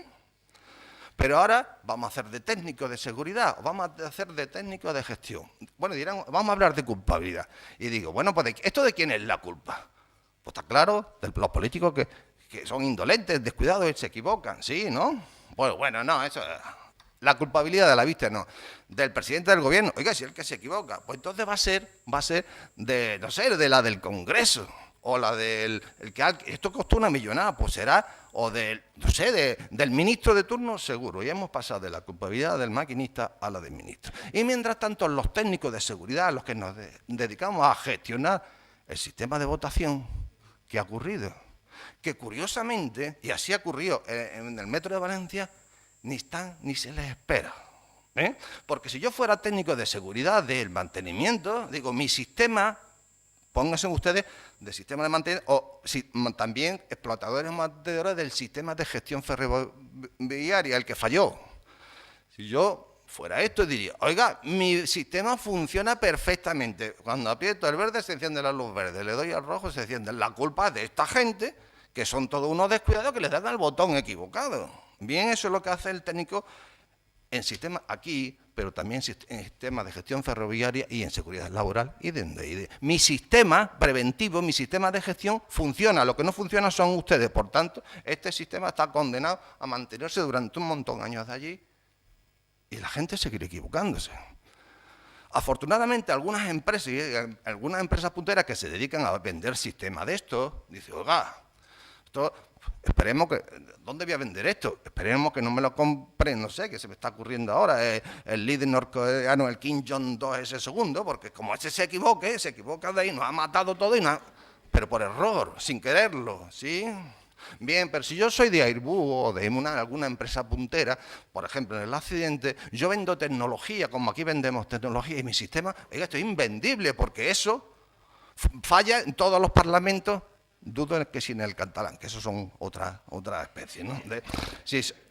Ahí fallan en todos los sitios, eso no tiene tecnología, por lo que falla es el sistema, pero los técnicos de seguridad que diríamos que no. Y si a ustedes les nombran para hacer, como son expertos en el manejo de esto, los nombran para la Comisión de Investigación de Accidentes para averiguar por qué los diputados se equivocan. ¿Qué dirán ustedes? Porque son unos descuidados, porque el fallo es humano, ¿sí? Que ocurramente lo que dicen los técnicos de gestión de los sistemas de gestión de infraestructura ferroviaria y los técnicos de seguridad y salud. ¿Sí? Bien, les decía otra vez, Bueno, votar no tiene importancia, más o menos son los políticos, pero a veces votamos con... Tener gobierno tiene importancia, depende de un voto. Una moción de censura, una moción de confianza, obtener presupuesto, bueno, eso es crítica, pero un voto es crítico. Cuando es crítico, no puede permitirse el error. Y ustedes todos los días manejan tareas críticas. Por ejemplo, cuando yo estaba preparando esto, no puedo por error, por un simple error, bueno, puedo cargarme un archivo. Ya me sale un mensaje, ¿eh? En vez de haber sido distraído y diligente, le he dado al botoncito y he borrado, pero que me salta una alarma, una barrera de defensa, ¿vale? ¿Vale? Ya lo he tenido. Y si yo quiero de verdad borrar el archivo, esto es crítico, ya no tiene posibilidad de recuperación. Un error crítico, una vez cometido, no puedo volver atrás. Eso se materializa. Yo para borrar un disco duro, solo puede ser una manera, sin recuperación, a conciencia. ¿Sí? Es una operación crítica. Y para lanzar un tren a 200 kilómetros sobre una curva 80, solo debiera ser posible con una forma. De forma voluntaria, como tampoco podría ser posible lanzar un avión contra los Alpes, como se hace solo de forma exclusivamente voluntaria. Nunca, jamás por error es posible cometer un error crítico simplemente por simple error. Es una absoluta barbaridad, ¿lo ven? ¿Sí? Entonces, este es el concepto de error crítico, que aquí lo encuentro. No puedo revertirlo, su consecuencia. Hay más variantes, tareas, curvas. Bien. ¿Y qué se me ocurre a mí sobre la marcha para que estos señores no hacerles? Una simple señal de advertencia, por ejemplo, de que confirmen la señal del voto, sin mucho que pensar. Lo que es malo, señores, es el sistema de votación que tenemos en el Congreso. Es malo para la gente que ha estudiado ergonomía, sabe que eso es malo para reventar, porque como tenga un señor gordito, con el dedo aprieta 3 botones a la vez. Bien, con esto, un simple sistema de respaldo, evitamos. Bien, conceptos, tareas críticas, errores críticos. Bien, en este caso ya veremos que efectivamente cuando hay un trabajador tenía que descargar cisternas ahora, pero que eran incompatibles, sí, 2 productos químicos, pero los vendía el mismo fabricante, pero que su etiqueta era muy, muy parecida, podemos exportarle el riesgo al trabajador y no gestionarlo, y decirlo, ten mucho cuidado, pero si lo tenemos eso que va a terminar en las 1502 operaciones que hizo eso, evidentemente descargó el producto químico donde no debía, productos químicos incompatibles, reacción exotérmica que se disparata, nube tóxica, en este caso, que es un óxido de nitroso. ¿Vale? ¿Lo ven? Esto es la consecuencia del error.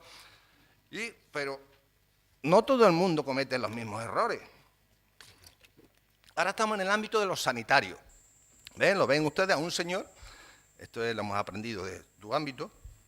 En el ámbito de los sanitarios, pues hay un señor, no sé, que por ejemplo tiene un asma y tiene una insuficiencia de oxígeno y pasmosa, y hay que ponerle oxígeno, y ven lo que va haciendo este señor, el sanitario, que un descuidado, un indolente, le va a hacer el vacío, lo va a dejar tieso, lo va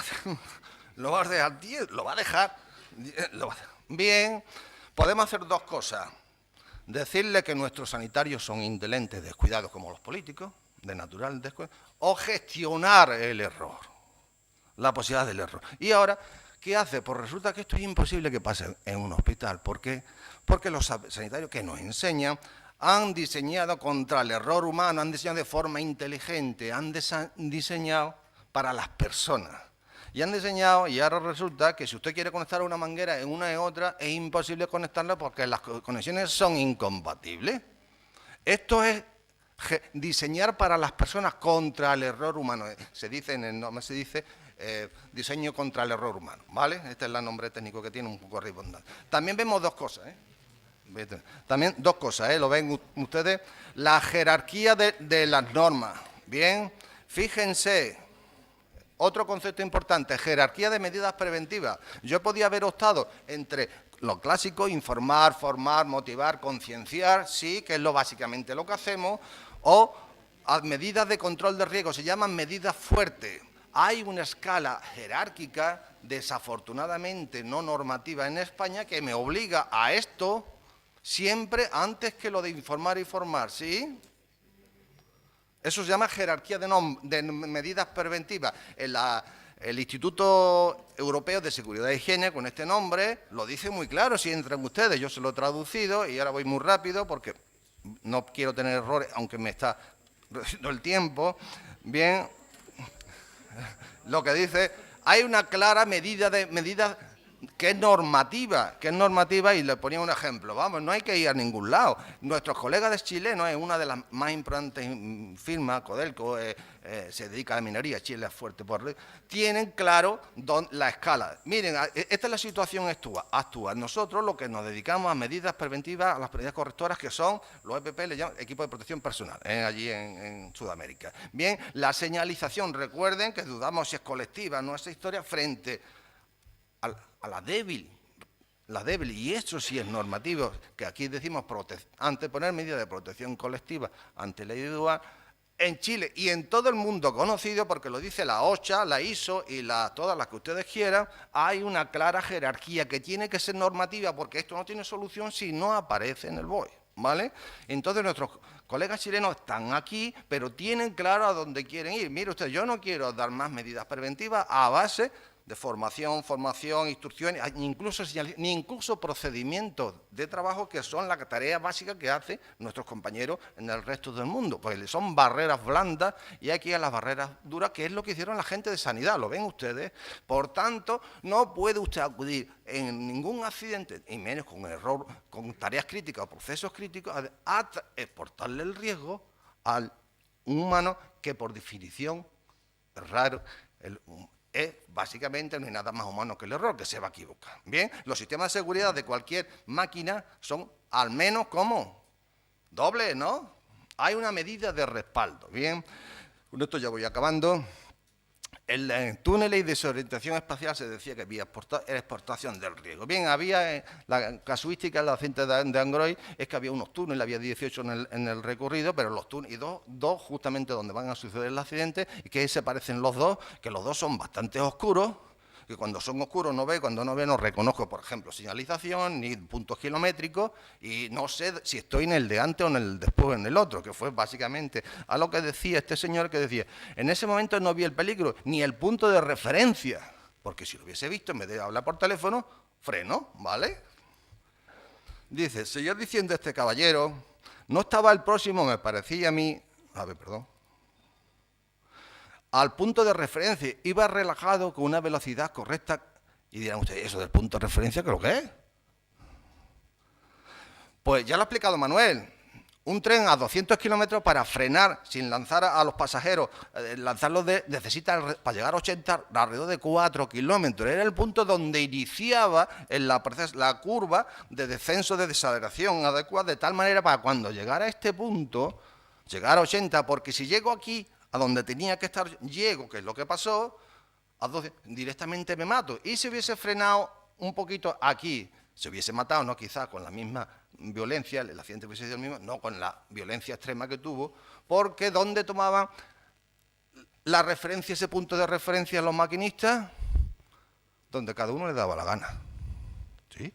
Cada uno cogía la referencia, unos aquí, otros aquí. Oiga, pero usted, gestor de infraestructura, tiene una curva crítica que como llegue, se va a matar sí o sí. Como entre usted a la velocidad nominal de la línea a esa curva, no hay posibilidad de recuperación, es crítica, se va a producir el accidente. Por tanto, usted está dejando que cada uno decida a su buen arbitrio, y las empresas que hacen, lideran, planifican, controlan, supervisan, dan instrucciones, gestionan el riesgo, aquello que le sorprendía tanto a nuestros colegas europeos. Usted, en vez de gestionar el riesgo, la ha exportado aquí para que este hombre decida, como a él se le ocurra, el riesgo. ¿Lo ven? Y ahora vamos a la norma, porque ¿qué dice? Esto lo conocen todos ustedes, por eso no se lo repito. Lo que sí le digo, que fue degradado de principio, que es un principio, a una obligación que venía en la directiva. Un principio es algo idílico, ideal, que yo puedo a este tiempo, pero nunca jamás llegar a ello, porque es idílico, es algo poco cierto, contrastable, y no es, y ahora entramos con inspeccionable. Sin embargo, la directiva es una obligación clara y precisa y dice, oigan ustedes, el último, todo lo anterior se remite aquí, dar las debidas instrucciones a los trabajadores. ¿Qué es dar las debidas? Darles las instrucciones las precisas para que hagan sus tareas bien.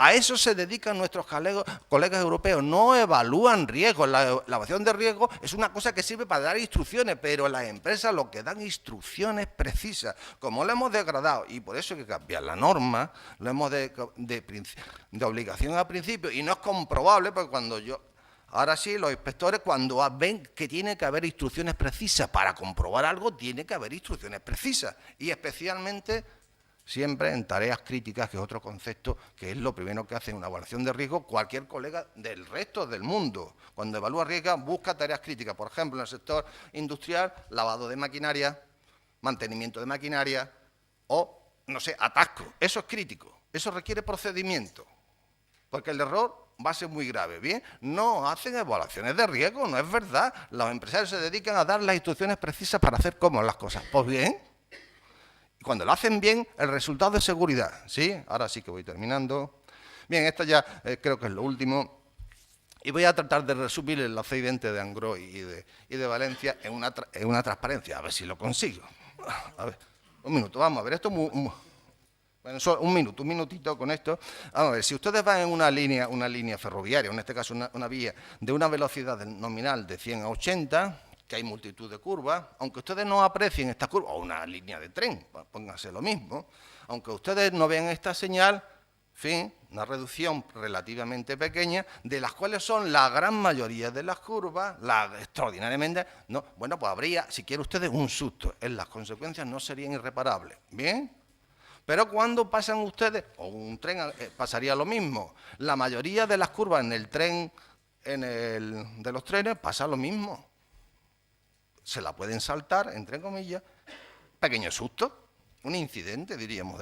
Pero cuando pasan ustedes de 100, por algún tema, por ejemplo, a 40. Lo que hacen nuestros transportistas profesionales muy cualificados, y lo que hacen ustedes también. Bien, ¿qué hacemos? Nosotros, oiga, ¿cómo me pone usted una de 40 de golpe? Porque no la he visto y directamente me he matado. Es crítico. Bien, ¿qué hacemos? Nosotros pondríamos, y es lo que hay, un cartelón de advertencia. Según la reducción de la velocidad, en Renfe le han llamado a los puntos críticos, curvas críticas, transiciones significativas de velocidad. ¿Qué significa? Que dependiendo de la reducción de velocidad que yo tenga que reducir respecto al nominal de la vía, tengo que poner 1, 2 y hasta 3 señales previas. ¿Lo ven ustedes? Porque si no diríamos que aquí es el bárbaro que se le ha ocurrido pasar de 100 a 40 de entrada. ¿Ah? Sí, sencillo, ¿no? Pues en el accidente de Angrois, en la curva 75, que era la única de todo el trazado donde se podía dar el accidente, no había cartelón, no había señal previa. Y había al final una señal de que allí, a ese punto, tenía que llegar a una velocidad objetiva que, por supuesto, no llegó. Bien.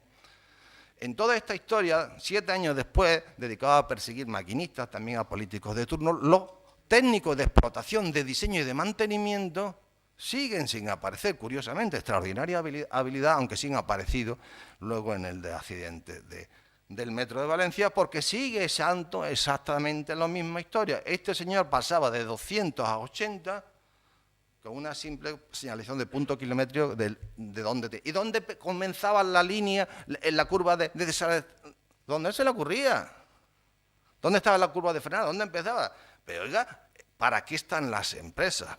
Planifican, gestionan y gestionan el riesgo. No le exportaron a este caballero y luego, a posteriori, esta vez creo que sí hemos aprendido, ¿qué hicieron después del accidente?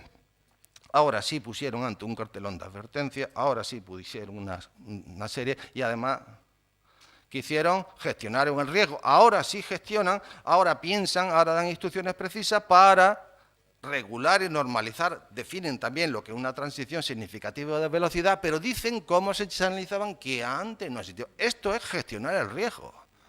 Pero asombrosamente, fíjense ustedes, no existía, había 349 puntos críticos más, curvas críticas más, en las líneas ferroviarias que asombrosamente, con suerte, porque los humanos nos equivocamos, pero ya sí que no acabo, con esto sí acabo, no había habido accidente, con esto sí acabaron, y ahora voy a terminar yo con la siguiente. Y además le pusieron, fíjense, un sistema de respaldo, el AFA. Aunque ya han visto ustedes que en Valencia estaba, pero lo habían pegado por otro lado, el colmo de los colmos, ¿eh?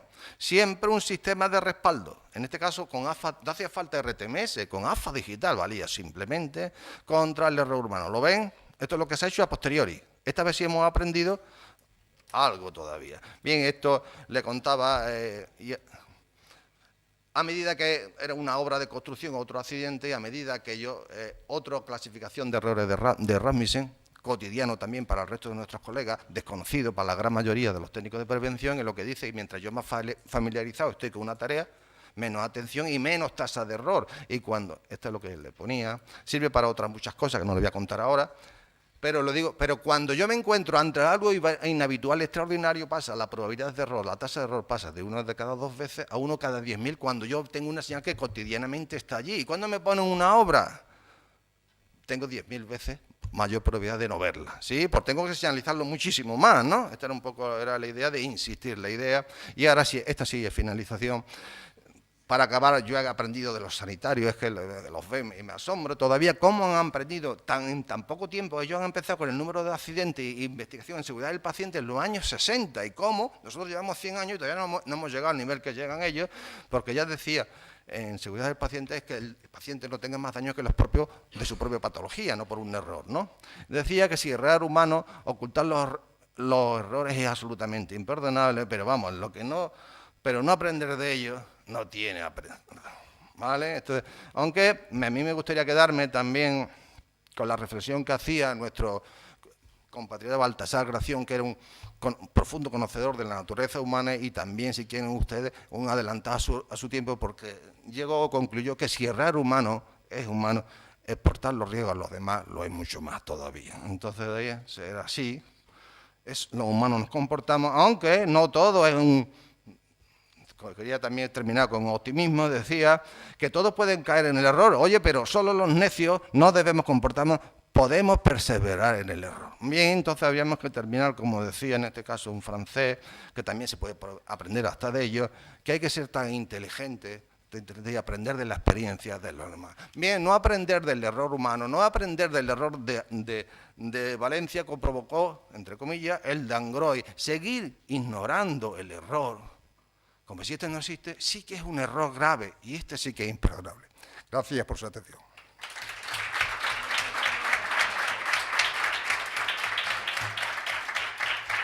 Bueno, sin más, que vamos retrasadito, a este ni que le pare, pues ya lo conozco, o sea que no insisto.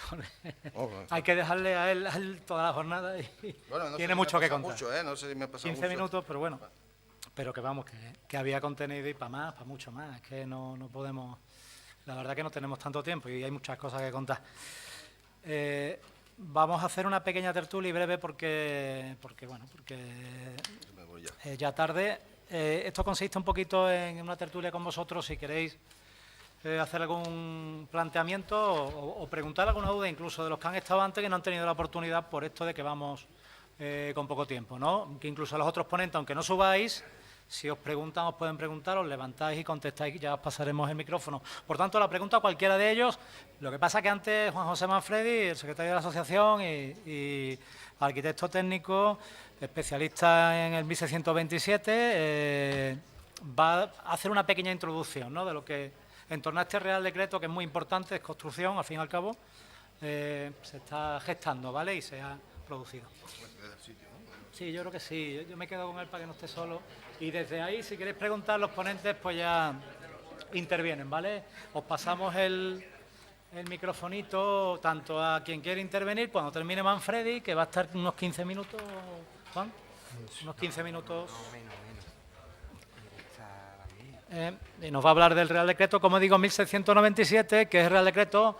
Es un Real Decreto sectorial, solo hay 3, uno de buques, minería, y el sector de la construcción, que normalmente es el que más, sobre todo ahora, con el repunte de la construcción, más índice de incidencia tiene. Y a nivel mortal suele duplicar o triplicar la tasa de accidentes mortales. Por lo tanto, por eso queremos, además se cumple prácticamente dentro de poco, todavía no, todavía queda un poco de la celebración, por llamarlo así, de la entrada en vigor del 1627, de esos 20 años también. La ley se publicó antes, se celebraron, nosotros lo hicimos en el sexto encuentro, y ahora se cumplen casi los 20 años del Real Decreto. Juan José, cuando puedas. Bueno, pues como ha dicho Julio, la cuestión era de... Tenía ahora una tertulia, teníamos una hora, pero no, se ha pasado.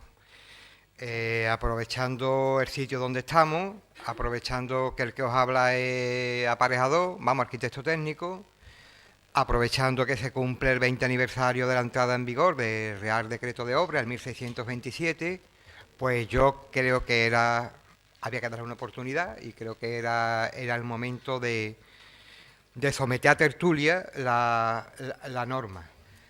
Preparé mi correspondiente presentación, que vais a tener evidentemente a disposición en la página web, tanto la presentación como la comunicación, pero no vamos a entrar en ella, evidentemente, por cuestión de tiempo. Solamente una cosita. Bueno, se hace una crítica constructiva de la norma. Perdóname un momentito. Sí. Vamos a hacer unas cosas. Si quieres, das una pequeña introducción y por la tarde Sí, podemos terminar porque el trabajo sí, que sí, has sí, hecho es una pequeña introducción nada más. comunique,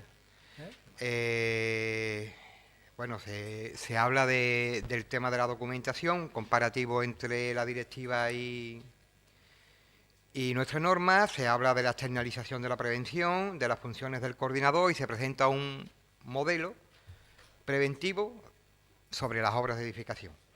Todo eso no lo vamos a ver. Yo sí solamente quiero hablar de este tema de trazabilidad y de integración. La integración, como ya hemos dicho, se ha referido antes, la integración surgió hace ya 22 años con la Ley de Prevención de Riesgos Laborales, nadie se enteró, se le quiso dar un impulso con la modificación del año 2004, nadie se enteró y parece ser que sigue siendo una asignatura importante. La integración en las obras tiene más dificultad que en cualquier otra actividad. ¿Por qué tiene más dificultad? Pues muy fácil, porque tiene más documentos que cualquier otra actividad y tiene además más agentes que intervienen en cualquier otra actividad. Nosotros en las obras de construcción existe el estudio básico, el estudio de seguridad y salud, el plan de seguridad y salud y el plan de prevención de la empresa constructora. En cualquier actividad solamente tenemos el plan de prevención de riesgos laborales. En cualquier actividad, pues existe una serie de agentes. En las obras tenemos además 3 más. Tenemos los tanto coordinadores de seguridad y salud, tanto en proyectos como en ejecución de obras. Pero además también tenemos a la dirección facultativa de las obras, que si tienen capacidad para intervenir en el proceso constructivo, evidentemente tienen que tener también, tienen consecuencias en el área de seguridad y salud, porque la integración lo que me pide a mí, aparte de que se integre en la estructura jerárquica de la empresa, cosa que no vamos a ver, sí me exige, por otro lado, de manera expresa, lo dice la norma, que se integre en el proceso constructivo. ¿Y qué es integrar la prevención en el proceso constructivo? Pues muy fácil. Coger el proceso constructivo, desglosarlo, matizarlo y decir, para hacer esta acción, este capítulo, esta unidad de obra, como hablamos los técnicos de la construcción, pues hay que añadirle una serie de acciones que garantizan que se está ejecutando sin riesgo para el trabajador. Eso es la integración. En resumen, solamente llamar a ustedes la atención de que si la integración es difícil en cualquier otra actividad, en la construcción es mucho más difícil de ejecutarlo, porque intervienen más documentos e intervienen más gente. Y yo particularmente creo que la integración, contra más fácil sea el procedimiento, mayores logros va a tener. Pero no solamente tenemos eso, tenemos otro inconveniente más, y es este. Tenemos un marco legislativo complejo, no solamente en el ámbito general de la prevención de riesgos laborales. En la construcción todavía vuelve a ocurrir lo mismo que con la integración. En las obras de construcción todavía nosotros tenemos mucho más materia legislativa que tenemos que observar. Conclusión, creo que la integración en las obras de construcción necesita de personas muy capacitadas. Y unas de las características de esas exigencias es, cosa que yo quería defender aquí, la incorporación de los técnicos de prevención en riesgos laborales en lo que es las obras de construcción. tienen cabida, evidentemente, claro que tienen cabida. Si en el modelo preventivo que yo propongo, no voy a entrar en detalles porque nos liaríamos, tiene cabida riesgos de la actividad, de la prevención de riesgos laborales, que lo haga el técnico en prevención de riesgos laborales. Y nada más. Os vuelvo a decir, tenéis tanto la presentación como la comunicación en la web a vuestra disposición. Te digo, Juan José, yo creo que como quedan, si tú quieres, quedan más cosas por decir y es más bien una comunicación. La incorporamos a la mesa para ahorrar Vale. para incorporar ese tiempo que no hemos tenido ahora a la tarde, que vamos más relajados, ¿no? Vale. ¿Te parece? Vale, me parece. Me gustaría escuchar lo que queda, a mí por lo menos. Me imagino que al resto también. Nada, pues simplemente sobre el 1627, sobre lo que ha dicho Juan o sobre lo que ha dicho o cualquier otro ponente, en general, sobre cualquier cosa que queráis plantear, pues es vuestro tiempo de hacerlo. Si queréis, lo hacéis, si no lo queréis, pues no lo hacéis. Pero yo creo que deberíais de alguno de dar vuestra opinión o si tenéis una duda también, lo que queráis. Tertulia abierta de lo que consideréis con respecto a este marco. ¿Mis alumnos tienen preparado algo?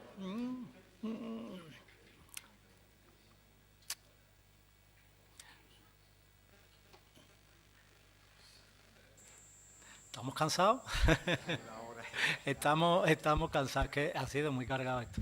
El tema Pero ahora, muy plantear interesante. preguntas ahora, a estas horas ya no. Además, sinceramente, todas las ponencias, y lo digo porque es verdad, han sido interesantísimas y que pueden motivar una discusión, sobre todo algunas relacionadas con, puede ser con mi especialización, la especialización de Derecho y las responsabilidades que se pueden encontrar por no adopción de medidas preventivas. Lo podemos ver aquí prácticamente pues todo el día, pero yo creo que felicitar a los ponentes porque han sido todos magníficos.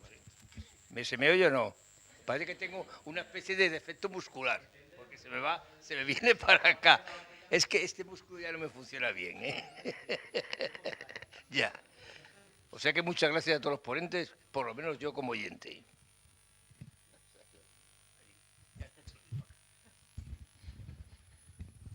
La verdad, ahora tenemos una asamblea de asociados y no es que yo quiera ir todavía con menos tiempo, porque después habría que tomar una etapa y a nosotros nos queda por la tarde. Espero que vengáis. Pedro, Vale.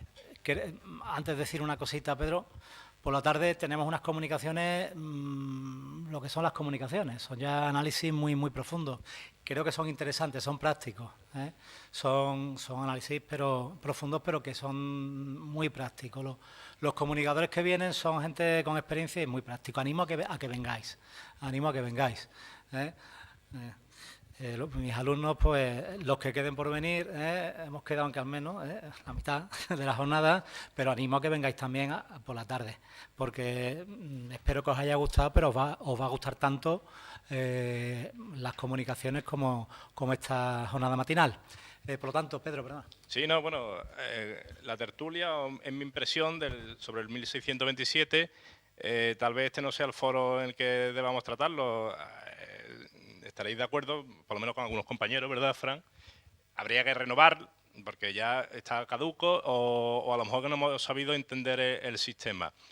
Se habla, los lazos antes con la conversación, la charla de David, con sistemas sociolaborales de otros países que aquí en España a mí no veo la forma, ¿no?, de aplicarlo. El 1627 a lo mejor habría que empezar con la modificación o las exigencias al empresario. Empresario, llámese promotor. El análisis o ver, ¿qué hace falta para ser promotor o para ser empresario? En un foro aquí como este dijo una vez un compañero, dice, poner el nombre de la empresa a nombre de mi mujer y tener un Mercedes. Eso era ser empresario en la construcción, ¿vale? Entonces, si partimos de esa premisa, lo demás es el castillo de naipes, ¿no? Quizá estamos convirtiendo la seguridad en obra en puro papeleo. Y, oye, yo me incluyo, ¿no? A veces pedimos papeles, pero nos olvidamos de lo básico. Efectivamente. Yo por el trabajo que tengo, pues he visto que gente que eran peluqueros, gente que eran carniceros, de un día a otro han pasado a ser promotores inmobiliarios. Y no de su casita. Estoy hablando a lo mejor de una promoción de 5, de 15 o de 20 viviendas, sin ningún otro requisito. Yo creo, de todas maneras, que el Real Decreto no está mal. No está mal. El Real Decreto lo que pasa es, lo que necesita es modernizarse, adaptarse a la realidad y corregir aquellas cosas que la experiencia ha demostrado de que no han servido absolutamente para nada, como por ejemplo el estudio básico de seguridad y salud. Yo creo que no. Creo, para mi opinión personal, el fallo está en que no hay un sistema de gestión de la seguridad y salud. Es la pregunta que yo le hice esta mañana al catedrático Cristóbal Molina Navarrete. Se la hice a él y yo, desde el 5.º encuentro que se celebró aquí, también hacerla. Cada vez que he tenido la oportunidad de alguna persona que yo he considerado que es experta en la materia, le he hecho la misma pregunta, R que R, porque yo soy R que R, y te garantizo que nadie ha sabido de expresarla.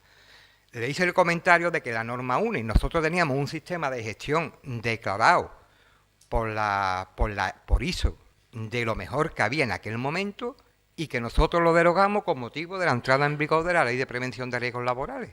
Cosa inexplicable. Cuando lo único que teníamos que hacer, si tú coges la protección contra incendios y hay una norma, el documento básico te obliga a cumplir veintitantas o 30 o 40 normas UNE, bueno, porque la Ley de Prevención de Riesgos Laborales no podía obligar a que se hubieran cumplido 4. Además, nos hubiera dado una oportunidad de trabajo a los técnicos de prevención de riesgos laborales increíble. Pero es la mecánica que hemos estado hablando esta mañana. Había la infraestructura, eran las mutuas se llevaron los servicios de prevención y era otra historia. Insisto, yo creo que el decreto no está mal. Lo que hay es que adaptarlo, modernizarlo y aprender de la experiencia. Vamos a ir terminando la última intervención. Sí, una intervención por mi parte muy sencilla. Decir también que con independencia del marco normativo, de toda la cantidad de normativa que hay, también hay que hacer mucho trabajo de campo, que en cierta manera se queda en vacío, que el tema normativo quizá no llegue. Por ejemplo, en mi caso, desde mi punto de vista de experiencia, de la corta experiencia que estoy teniendo en temas de prevención de riesgos, estamos teniendo muchos problemas de encontrar gente desempleada con el TPC de la construcción para luego trabajar en la construcción.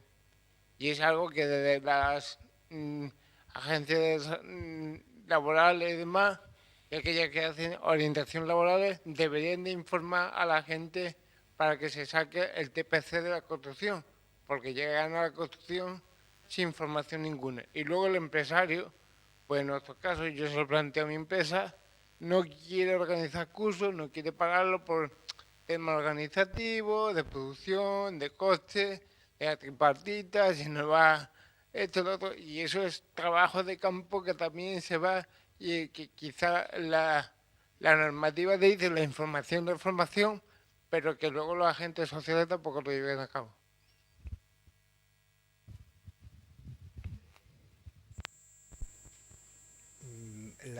Bueno, creo que es lo mismo. La responsabilidad del empresario está ahí, evidentemente, está ahí. Tiene sus obligaciones, no se cumplen, pero no pasa nada. ¿Pero por qué no pasa nada? Creo que la explicación, precisamente, para mi opinión, la hemos puesto en pantalla. Aquí no pasa nada, porque aquí cuento yo que en una obra de construcción hay 1, 2, 3, 4, 5, 6, 7 personas, además del empresario 8. Entonces, ¿dónde está la responsabilidad? ¿Quién es capaz de aclarar la responsabilidad? Cuando 8 personas se van a estar echando la culpa mutuamente unos a otros. tema de la formación, estoy metido hasta el Corvejón, como ya lo sabéis. Y de la TPC estuve 4 años impartiéndola, se ha hecho una campaña bestial, ¿eh? Yo ya digo, albañiles habré formado miles. He estado formando muchos más oficios y también en algunos mandos, más trabajadores, porque le ponemos la cabeza como un bombo. Y el tema de la TPC, ¿qué ocurre? ¿Por qué se ha obligado a los trabajadores? Después no los mandos, que es un problema, pero se ha obligado porque está regulado en un convenio, es lo que decía Cristóbal, es lo que hemos venido diciendo, sobre todo yo cuando intervino como ponente, que la negociación colectiva plasma una obligación muchísimo más concreta y muchísimo más cercana a la empresa y a las obligaciones de la línea de mando. Entonces, yo, a pesar de la crítica que tú haces, que es cierto que hay mucha gente que trabaja en construcción sin formación, te digo que a lo mejor hay otros sectores donde está dejándose de dar formación más todavía. Porque ya te digo, lo de la TPC ha sido, y sobre todo por el bajón de la construcción, al estar todos desempleados, pues hemos ido formando. Pero claro, porque está regulado en el convenio y se recogen unos programas formativos, además específicos para cada oficio, cada puesto. Eso no pasa en otros convenios, salvo los afines, madera, Ferralla acaba de salir hace poco, ahora ha salido sexto de la construcción, por cierto, y van añadiendo, está la Fundación Laboral. Me ahorro la opinión sobre si es mejor o peor, porque no... Bueno, se ha regulado en convenio, me parece positivo y creo que los demás convenios deberían de hacer eso, porque ya el empresario está mucho más vinculado.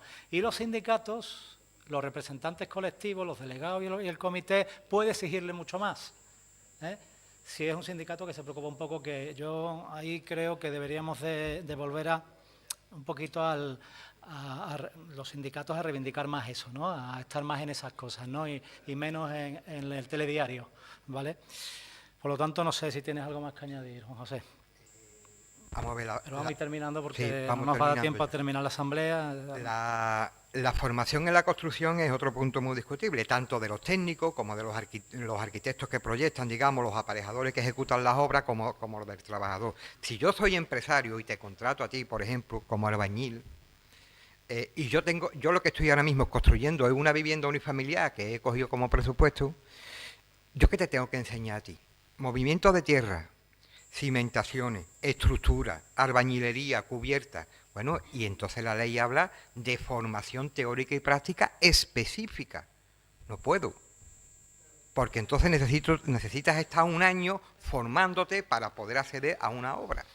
Entonces, la especialización en España, la especialización de la obra en España, tal como está planteada, hoy es insostenible y, consecuencia de ello, la formación siempre va a ser deficiente. Hay otra cosa ahí interesante. El problema que nosotros tenemos, que somos centros especiales de empleo y demás, trabajamos con personas con discapacidad e incapacidad, es que no llega sin la formación. Entonces, tenemos necesidad de contratación porque tenemos que contratar, pero no llega sin la formación, sin el TPC y sin la formación necesaria para salir a una obra a trabajar. Y en caso de accidente, que ojalá que no pase, que luego esté regulado.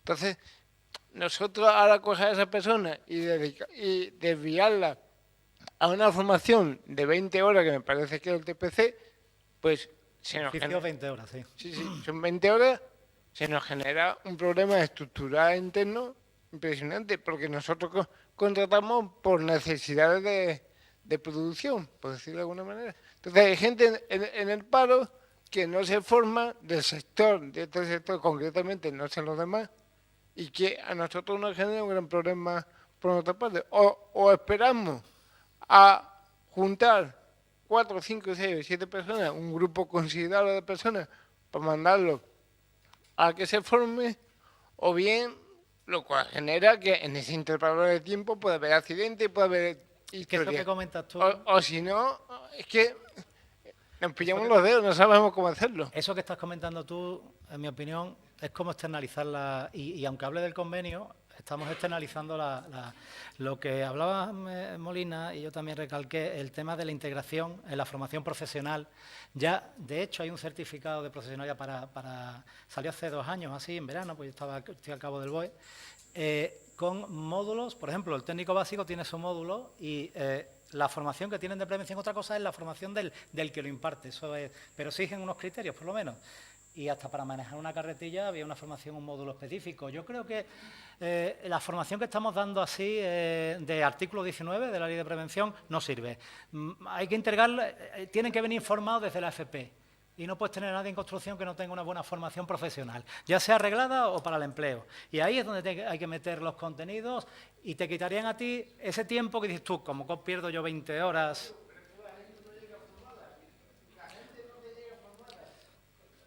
Claro, por eso. Porque no se quiere perder tiempo. Claro.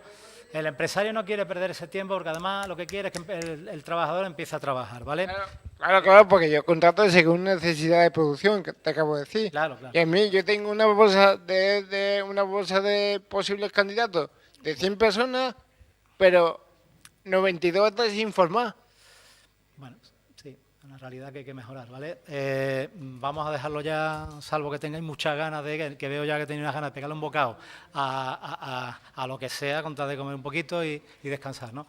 Nosotros nos quedamos aquí y nada, pues muchas gracias por venir. Animo a que vengáis por la tarde, de verdad que las comunicaciones son muy interesantes, ¿eh? Gracias. 4.